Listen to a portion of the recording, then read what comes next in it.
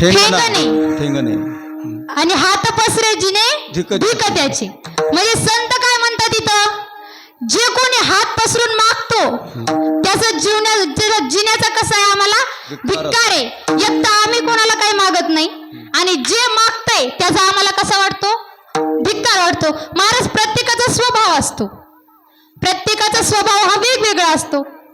आता बघा ना, काय काय इथं आलेत, कोणाकोणाला कोणी हे बघून आलेत की आज महिलाचं कीर्तन आहे, बघू कसं करते. काय काय हे बघायला आलेत कुठं पडती, कुठं जातय. काय काय ऐकायला आलेत कसं सांगती, मागणी परे. मग आज काय काय मागायला पाहिजे, काय काय हे ऐकण्यासाठी असतात. म्हणजे प्रत्येकाचा स्वभाव जे ते वेगवेगळा आहे. मग तसं तिथं तिघा जणांचा स्वभाव सांगितलाय.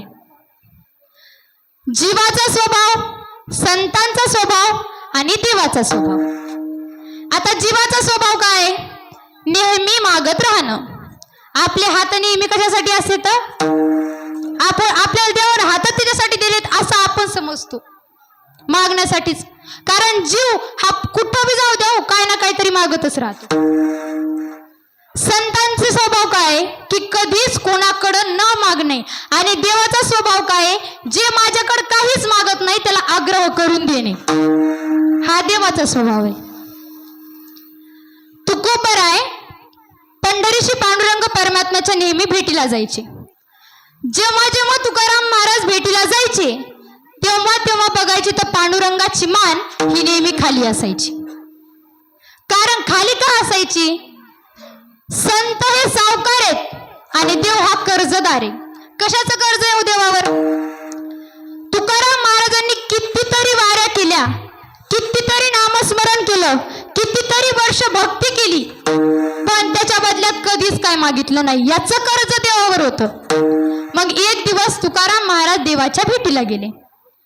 देवाच्या भेटीला गेल्याच्या नंतर पाहिलं तर आज पांडुरंग परमात्मा माझ्याकडे बघतोय. तुकाराम महाराजांनी देवाला विचारलं, देवा जेव्हा जेव्हा मी तुमच्याकडे येतो तेव्हा तेव्हा पाहतो तुमची मान नेहमी खाली असते, बरोबर. तुमची मान नेहमी खाली असते, पण आज तुम्ही माझ्याकडे बघताय. तेव्हा देव म्हणाले, हो मी तुमच्याकडे बघतोय. का बघतोय, मागण्याची आस पाहे मुखाकडे.